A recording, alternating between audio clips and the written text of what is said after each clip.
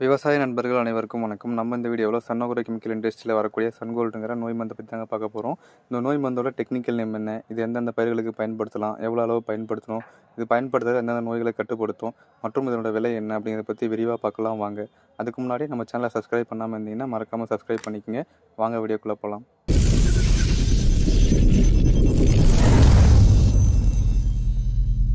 Sungold இதனோட technical நேம்னு பார்க்கும்போது metalaxyl 8% plus mancozeb 64% WP ஃபார்மேஷனில் கிடைக்குதுங்க. WPனா வெட்டபிள் பவுடர்.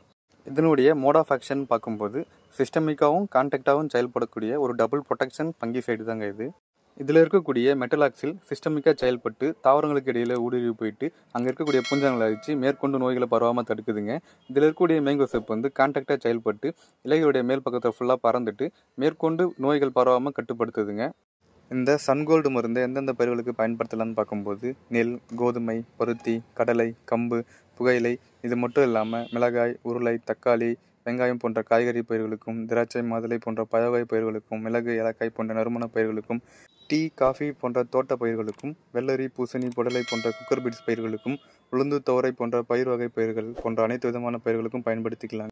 அடுத்து இது எந்தெந்த நோய்களை கட்டுப்படுத்துன்னு பார்க்கும்போது திராட்சை, வெங்காயம், காலிஃப்ளவர், கம்பு, கடுகு மற்றும் குக்கர் பீட்ஸ் பயிரில் வரக்கூடிய டவுனி மில்டுன்னு சொல்லக்கூடிய அடிசாம்பல் நோயையும், தக்காளி மற்றும் உருளைக்கிழங்கில் வரக்கூடிய இயர்லி பிளைட் அண்ட் லேட் பைட்னு சொல்லக்கூடிய முன்கருகள் மற்றும் பின்கருகள் நோயையும், கருப்பு மிளகுல வரக்கூடிய ஃபைட்டோப்தோரா ஃபூட்ராட்டுன்னு சொல்லக்கூடிய பெய்து கருப்பன் நோயையும், மிளகாய், புகையிலை, தக்காளி, கத்திரி போன்ற பயிர்களில் வரக்கூடிய டேம்பிங் ஆப்புன்னு சொல்லக்கூடிய நாற்றல்கள் நோயையும், பருத்தி, ஏலக்காய் மற்றும் காய்கறி பயிர்களில் வரக்கூடிய லீவ் ஸ்பாட்டுங்கிற இலைப்புள்ளி நோயையும், காய்கறி பயிர்கள் மற்றும் பயிர் வகை பயிர்களில் வரக்கூடிய ரூட்ராட்டுன்னு சொல்லக்கூடிய வேரல்கள் நோயையும், தக்காளி, கடலை, மிளகாய் போன்ற பயிர்களில் வரக்கூடிய கோலாராட்டுங்கிற கைத்தொய்கள் நோயையும், வெங்காயத்தில் வரக்கூடிய பர்பிள் பிளாட்சிங்கிற ஊதா நிறப்புள்ளி நோயையும், புகையிலையில் வரக்கூடிய பிளாக் ஷாங்குங்கிற கருத்தண்டு நோயையும், கடலையில் வரக்கூடிய டிக்கா இலைப்புள்ளி நோயையும், மிளகாய், தக்காளியில் வரக்கூடிய ஃப்ரூட் ராட்டுங்கிற பாய அழுகல் நோயையும், கடுகுல வரக்கூடிய ஒயிட் ரஸ்ட்டுங்கிற வெள்ளைத்துரு நோயையும், கருப்பு மிளகுல வரக்கூடிய ஃபைட்டோப்தோரா பிளைட்டுங்கிற நோயையும், மாதுளையில் வரக்கூடிய ஃப்ரூட் ஸ்பாட் நோயையும்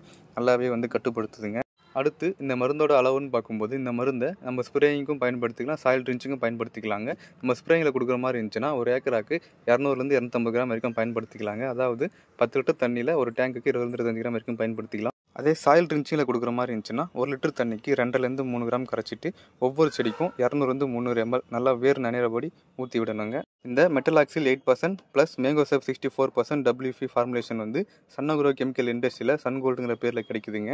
இது இல்லாமல் வேறு கம்பெனியில் பார்க்கும்போது அடாமா கம்பெனியில் செஸ்கான்கிற பேர்லையும், இண்டோஃபில் கம்பெனியில் மேட்கோங்கிற பேர்லையும், சிஞ்சடா கம்பெனியில் ரிடோமில் கோல்டுங்கிற பேர்லையும், டாடா கம்பெனியில் மாஸ்டருங்கிற பேர்லையும் கிடைக்குது. இதில் ரிடோமில் கோல்டு மட்டும் மெட்டலாக்சில் 4%ல கிடைக்குதுங்க, மற்றதெல்லாம் 8%ல கிடைக்குது.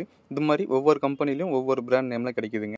அடுத்து இதனோட விலைன்னு பார்க்கும்போது 250 கிராம் அப்ராக்சிமேட்டாக 220 ரூபாயிலேருந்து 280 ரூபா ப்ரைஸ் ரேஞ்சில் கிடைக்குதுங்க. இது ஒவ்வொரு கம்பெனியை பொறுத்து டிஃபர் ஆகும்.